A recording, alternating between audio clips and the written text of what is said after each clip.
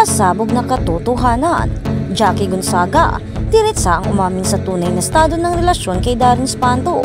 Sila na ba o may mas malalim na lihim?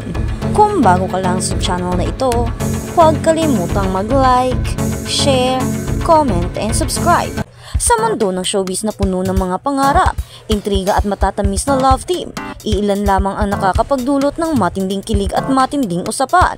Tulad ng tambalang Jackie Gonzaga at Darren Espanto, o mas kilala sa kanilang pinagsamang pangalan, Daki.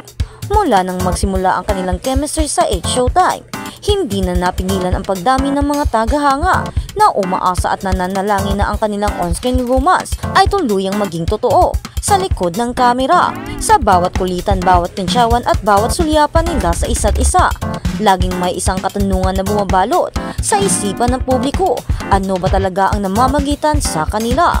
At ngayon, sa gitna ng matinding pressure at patuloy na pag-uusisa, naglabas si Jackie Gonzaga ng isang diretsahang pahayag na tsak na yayanig sa puso ng mga Daki fans. Ang kwento ni Jackie at Darren ay nagsimula sa isang hindi inaasahang pagtatambal. Bagamat dati na silang nagkakasama sa Showtime, lalong lumalim ang koneksyon nila nang magkaroon sila ng kilig moments at romantic skits sa noontime show, lalo na sa kanilang performance sa Magpasikat at sa ilang segments na direktang o dinirect mismo ni Vice Ganda. Ang kanilang mga kasamahan sa programa ay hindi rin nagpahuli sa panunukso na lalong nagpakilig at nagpalalim sa interes ng publiko kung ano ang real score sa pagitan nila.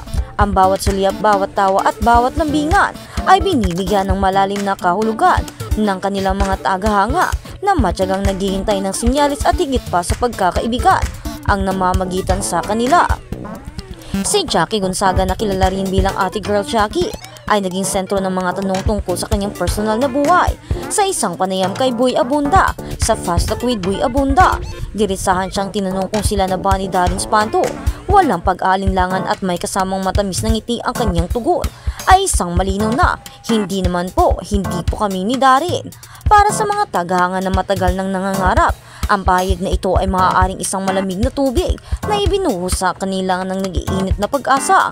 Ngunit hindi nagtapos doon ang pag-usisa. Sinundo ni Tito Boy ang kanyang tanong, nanliligaw ba? Muli ang sagot ni Jackie ay diretso at malinaw, hindi naman din po. Sa puntong ito, tila nagtatapos na ang anumang haka-haka tungkol sa isang romantikong relasyon sa pagitan ng dalawa. Ngunit, tulad ng isang magaling na host, maihanda pa si Jackie na pahayag ng pagbabalik sa kilig sa ere. Sa isang pabiro at may kasamang pagtawa, tila tinanong ni Jackie si Darren, malalaman natin, gusto mo ba? Ang mga salitang ito ay nagbigay ng panibagong pag-asa sa mga shapers ng Daki na posibleng may future pa ang dalawa. Gayunpaman, mabilis din niyang ipinaliwanag na ang tindi ng kanilang chemistry ay nagmumula sa kakaibang kapaligiran ng Showtime. Sa amin po kasi, sa Showtime sobrang close na naming lahat.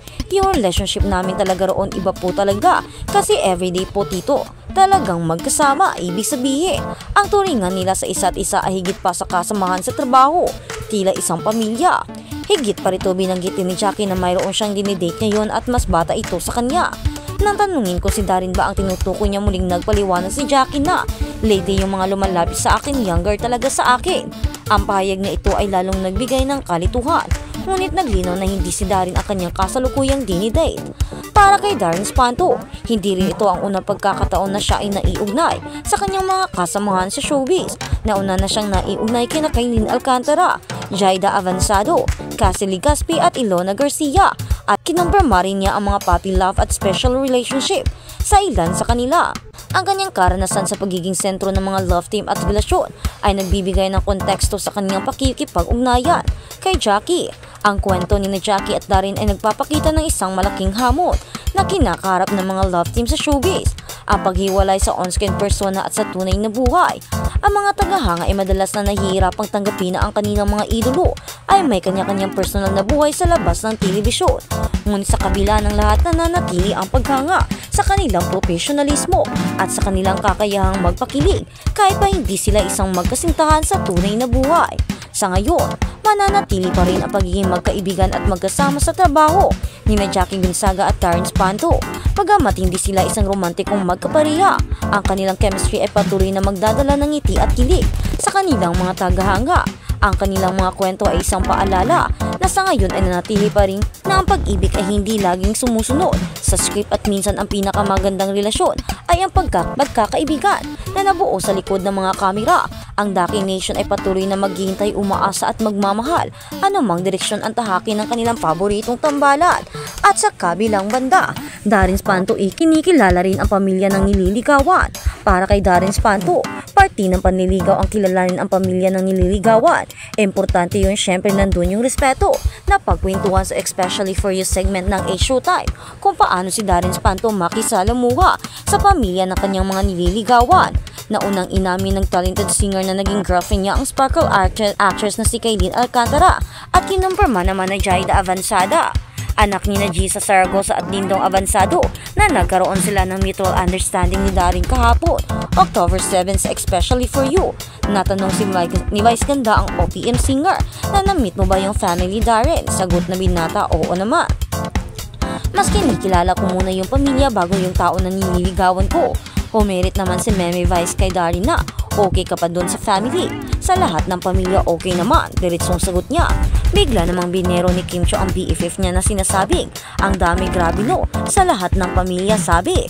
Tugon naman ni Darren, importante yun syempre, nandun yung respeto. Nalilink din ang tinaguri ang Asia's Pop Heartthrob kay Cassie Legazpi, pero nilinaw ng dalawa sa kanilang mga interview at pahayag sa social media na sila ay magkaibigan lamang.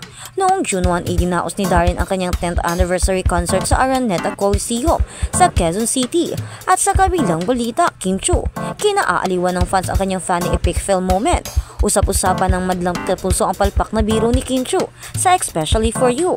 Maraming netizens ang naloka at natawa sa Showtime host na si Kim Cho sa noontime program nitong Miyerkules sa patok na segment na Especially For You. Naging usapan ng kanyang maging fail joke ang Chinita Princess. Nagbibiruan kasi ang mga host gamit ang pangalan ng isa sa mga searcher na si Shendoko bilang katunog na salita katulad ng Sundoko at Sandoko. Nakibanter din si Kim, ngunit nauwi sa epic failed ang kanyang entry joke. Magluluto rin ako, andyan kasi. Ay, hindi pala ako magluluto, sabi ni Kim. Pilit binawi ng Chinita host ang kanyang palpak na joke, ngunit tila mas naging nakakaya ang kanyang sitwasyon aniya. Ano, magluluto ako kasi gusto ko pagkain na maalat, Ashindoko.